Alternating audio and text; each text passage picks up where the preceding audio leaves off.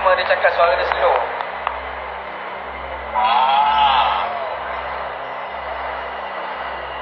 Letih ke?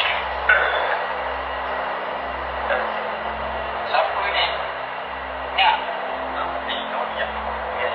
Pomak. Ingat ada pomak? Oh, ya, ya. Ha? Ya, ya. Ingat? Ya. Nak balik dah.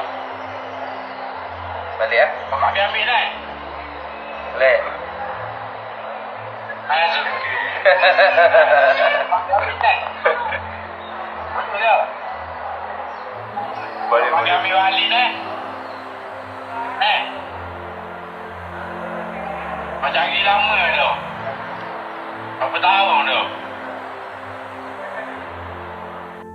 Jumpa kawan sampai hari ni lah tu tak jumpa. Oh. Oh, sebelum ni dia ulang alik surau je lah. Dia tu rumah kakak dia daripada apa benda ni. Seri Kembang Miang. Pindah ke mana ya dia pindah? Ulu Langat. Oh, ulangan.